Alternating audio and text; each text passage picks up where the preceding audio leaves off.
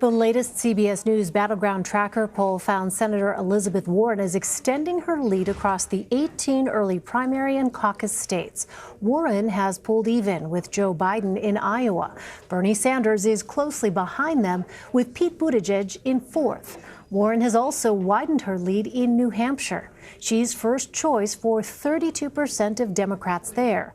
But Biden continues to lead in South Carolina, helped by strong support from African-American voters.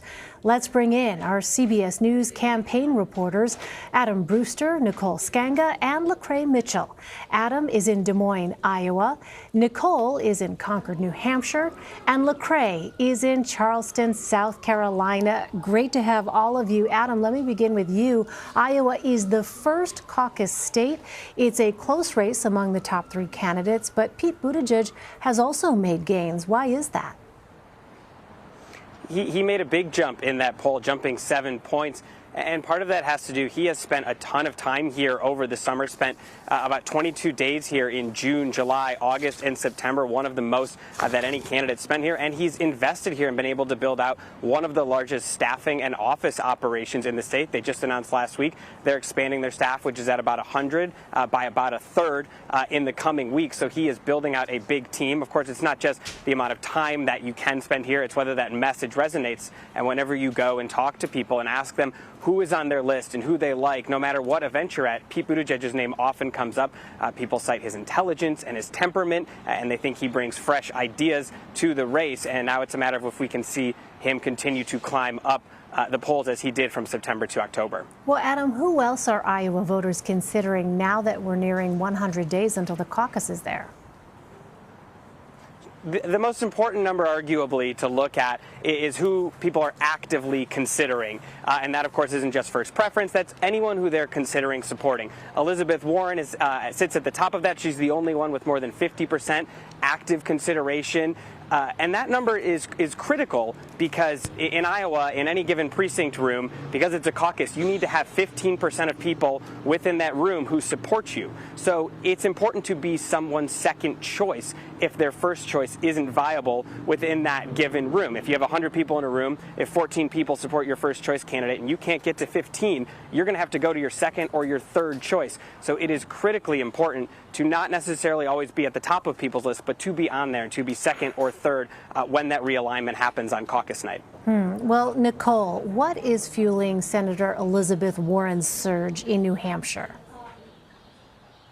Well, Senator Elizabeth Warren had an early start here in the Granite State, and her large team, one of the largest in New Hampshire, started knocking on doors early and in rural areas of the state. So some areas of the state that are hard to get voters to come out to events like Carroll and Coos County, and she did, and she built her momentum from there. She also has high name recognition, being the senator from nearby Massachusetts. We know a number of Massachusetts lawmakers who have been successful in New Hampshire primaries past: Mitt Romney, John Kerry, Paul Tsongas, the list goes on and on. Another thing that New Hampshire voters really love about Elizabeth Warren, although she has been skipping traditional retail stops like diner stops, like store meet and greets, she takes time after each rally to meet each and every person, take that coveted selfie with every single voter. Two other numbers we should be looking at out of this recent CBS News poll: 61% of New Hampshire voters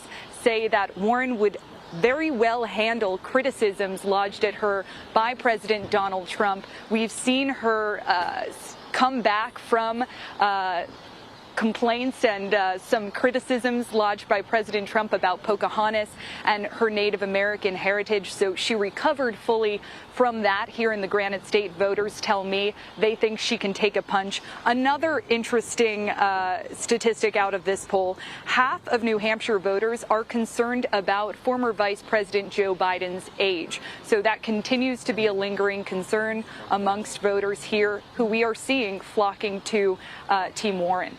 Well, what might be some weaknesses for her in the state? So one thing that's very interesting is that healthcare continues to be the #1 issue among Granite State voters here. 89% of New Hampshire voters, according to this most recent CBS News poll, say that healthcare is very important to them. Yet most voters I speak with would prefer a healthcare plan that allows for a public or private insurance option, so are not in favor of Medicare for all. Some other recent polls we've seen show only about 23% of voters wanting a total government overhaul of health care. So certainly there are some lingering questions for Senator Elizabeth Warren about what her Medicare for all plan would mean for Americans. Would there be a transition period? And could folks still hold on to their insurance? If not, what are they going to do? 10% of New Hampshire workers are union. So for those who have spent long hours negotiating their own health care, that is a concern for them as well, and certainly something that New Hampshire voters will be looking for in tomorrow's debate. LaCrai, you are there in South Carolina. Joe Biden has continued to hold a double-digit lead there over his opponents. Why is that?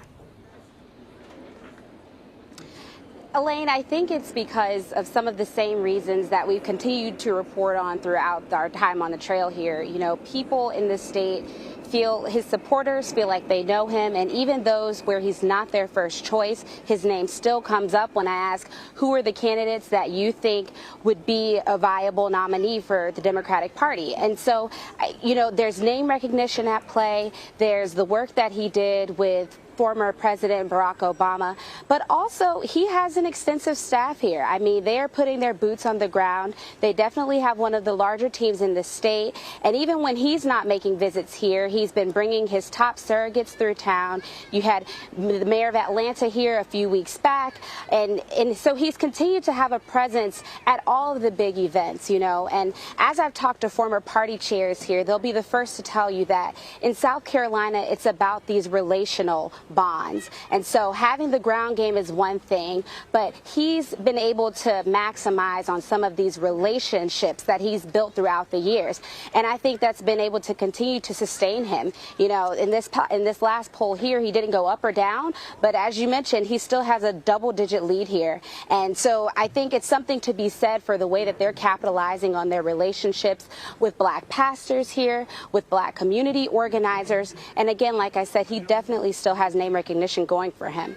Well, LaCrai, according to CBS News polls, Elizabeth Warren is nowhere near Joe Biden's numbers in the state there. But why has she continued to rise in South Carolina? It is a very interesting phenomenon. She has continued to inch up in the polls here. And although her team doesn't do a whole lot of discussion on ground game, I think there's something to be said that I was at a community, Dorchester County community meeting a few weeks back. Dorchester County is a rural county here. And there were only 2 campaigns that were represented at that meeting. And Elizabeth Warren's was one of them, you know, similar to what Nicole was describing in New Hampshire. I think there's something to be said for making a push for rural counties here that have felt forgotten in the past. And I think that she's been able to do that in a way that's been able to sustain her in terms of inching up. And I do think it's important to remember, like you said, there's still a huge gap between her and Joe Biden, who's the front runner. But slow and steady wins the race. And so, you know, her staffers or her communications team continues to tell me that they're working hard here. They're, you know, putting in the work. She's made a few visits, definitely not the most by far. But just last week, she did a forum with Majority Whip Jim Clyburn in Orangeburg at South Carolina State University on student loan debt. And at that forum, you had students, there weren't a lot of them that mentioned her as the first choice, but you had students that could really relate to what she was saying on student loan debt and who said that they would give her a second look. So I think it's something to keep in mind as we continue to go on the trail. All right, Adam Brewster, Nicole Sganga, and LaCrai Mitchell, thank you all so much.